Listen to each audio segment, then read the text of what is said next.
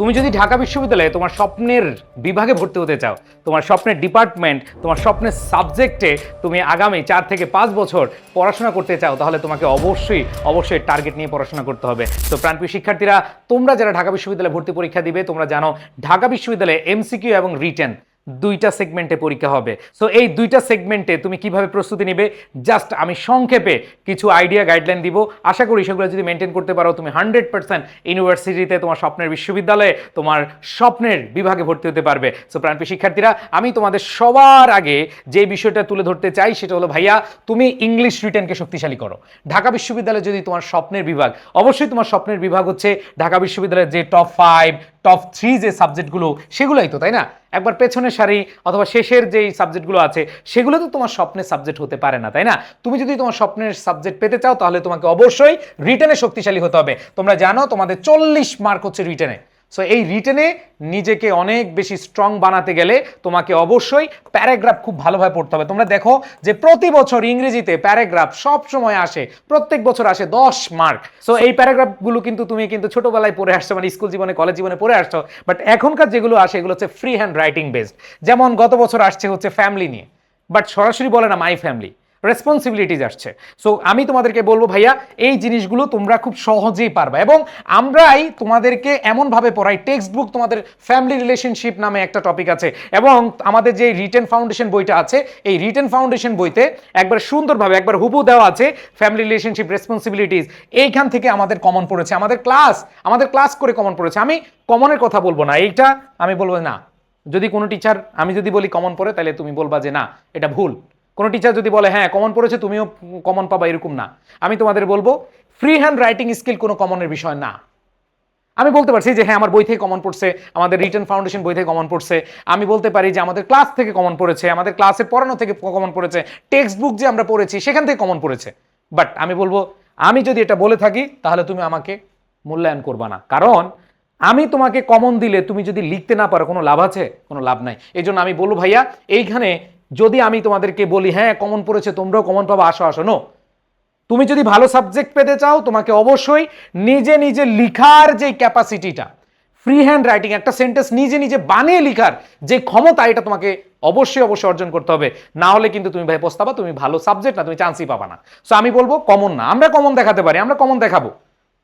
এই যে আমরা অনেকে কি করি যে কমন সরাসরি, যেমন আমাদের এখানে ফ্যামিলি রিলেশনশিপ আমরা পড়িয়েছি, আমরা একবার ধরে পড়িয়েছি, কিন্তু কথা হচ্ছে ভাইয়া কোয়েশ্চেন যেভাবে আসছে, শেয়ার্ড রেসপন্সিবিলিটিস। তো এই যে প্রশ্নের ধরন, আমি যদি তোমাদের দেখাই, আমাদের প্রশ্ন ব্যাংক থেকেই তোমাদেরকে যদি দেখাই যে এইখানে যে কোয়েশ্চেনটা তোমরা পাচ্ছ, আমাদের প্রশ্ন ব্যাংকের এটা ফাইল, দেখো write a paragraph on shared parental responsibilities in family life.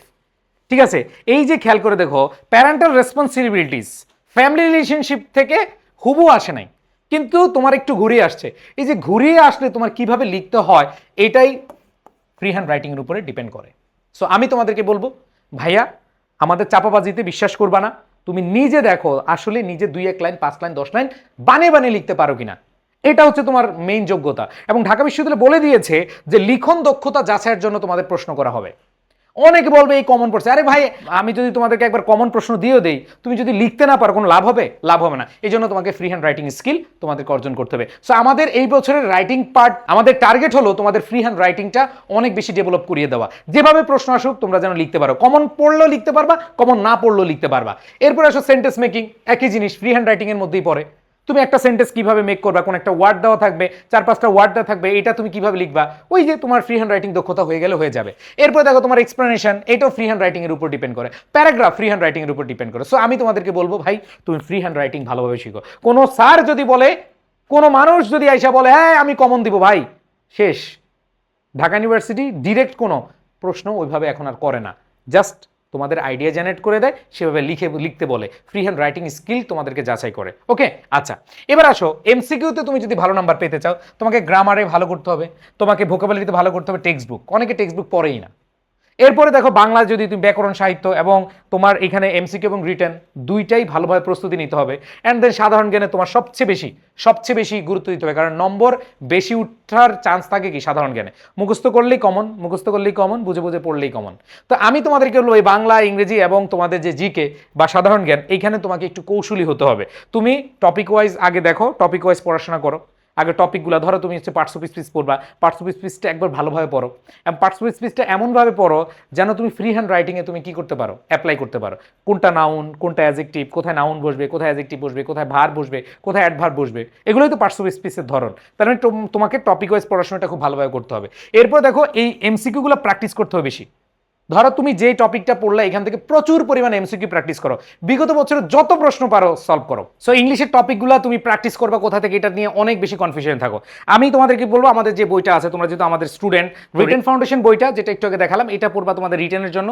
R MCQ প্র্যাকটিসের জন্য এই যে আমাদের ইংলিশ ফাউন্ডেশন এই বইটা প্রচুর, প্রায় 11,000, তো এই বছর নতুন এডিশনে প্রায় আরো 500 কোয়েশ্চেন অ্যাড হয়েছে, তো 11,500-এরও বেশি, প্রায় 12,000 মতো কোয়েশ্চেন আছে। প্রচুর প্র্যাকটিস করো, অনেক বেশি প্র্যাকটিস করতে হবে। এরপর দেখো তোমার স্টাডি প্ল্যানার, তুমি প্রত্যেক দিন একটা রুটিন অনুসরণ করো, রুটিন অনুসরণ করে পড়াশোনা করো, এবং শেষ মুহূর্তে এসে প্রচুর পরিমাণ মডেল টেস্ট দাও এবং রিভিশন দাও। তাহলে কিন্তু তোমার স্বপ্নের বিশ্ববিদ্যালয়, স্বপ্নের বিভাগে তুমি ভর্তি হতে পারবা। দ্যাট মিনস আমি তোমাদেরকে বলবো যে তুমি আজকে থেকে একটা টার্গেট নাও এইভাবে, যে আমি শুধু ঢাবিয়ান হব না, আমি আমার স্বপ্নের বিভাগে পড়বো। এটা লিখে রাখো যে আমি শুধু ঢাবিয়ানই হব না, আমি আমার স্বপ্নের বিভাগে ভর্তি হব। এটা লিখে রাখো, এটা আবার বলছি, এটা লিখে রাখো, কমেন্টে লিখো, তাহলে নিজের মধ্যে একটা জেদ কাজ করবে। ঠিক আছে, জেদ কাজ করবে। মনে রাখবা, সঠিক গাইডলাইন, কৌশলী প্রস্তুতি এবং শেষ পর্যন্ত লেগে থাকতে পারলেই তোমার এই স্বপ্ন বাস্তবায়ন করা হবে। সো আমি তোমাদেরকে বলবো যে তোমার স্বপ্নের পথে তুমি হাঁটো। আর প্রথমেই যেহেতু তোমরা মাত্র শুরু করবা, তোমরা হচ্ছে আগে বিগত বছরের প্রশ্নগুলো প্রশ্ন ব্যাংক সমাধান করো। প্রশ্ন ব্যাংক সমাধান আমরা একটা ফ্রি কোর্স দিয়েছি, একবার সবার জন্য উন্মুক্ত 30টা ক্লাস আমরা তোমাদেরকে ফ্রি করে দিচ্ছি। এই ক্লাসটা তোমরা এডুকেশন ওয়েবসাইটে পাবা, ওয়েবসাইটে গিয়ে ফ্রি এনরোলমেন্ট দেখবা, ফ্রি কোর্সে দেখবা ঢাকা বিশ্ববিদ্যালয়ের প্রশ্ন ব্যাংক সমাধান কোর্স, সেখানে একদম ফ্রিতে তোমরা ক্লাসগুলো করতে পারবা। ক্লাসগুলো তোমরা করতে থাকো।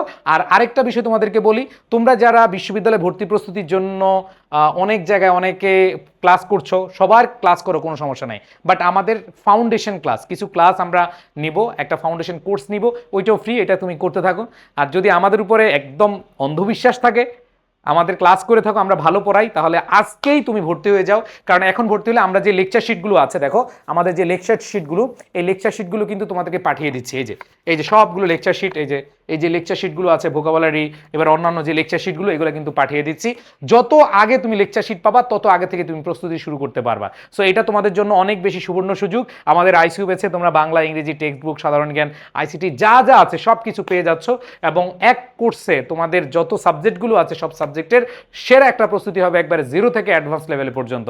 সো প্রাণপ্রিয় শিক্ষার্থীরা, তোমরা যারা দেরি করছো, বিভিন্ন জায়গায় বিভিন্নভাবে বিভিন্ন মোটিভেশনাল কথা শুনে ভর্তি হয়ে যাচ্ছ, আমি তোমাদের বলবো আমাদের মোটিভেশনাল কথা শুনেও তুমি ভর্তি হওয়ার দরকার নাই, তুমি ভর্তি হবা ক্লাস করে, তুমি আমাদের কন্টেন্ট যাচাই করে তারপর ভর্তি হও। ইনশাল্লাহ সেরা একটা প্রস্তুতি নিতে পারো আমাদের সাথে, এইটা আমি আশ্বস্ত করতেছি। তারপরেও তোমরা যাচাই করতে পারো। তোমাদের সবার স্বপ্নের সারথি হিসেবে আমরা থাকতে চাই, তোমাদের স্বপ্ন পূরণের পাশে আমরা থেকে আমরা গর্বিত ফিল করতে চাই। সবাই ভালো থাকো, সুস্থ থাকো। যারা এখন ভর্তি হবে, ডিসকাউন্ট চলছে, দ্রুত ডিসকাউন্টে ভর্তি হয়ে যাও। আল্লাহ হাফেজ, আসসালামু আলাইকুম।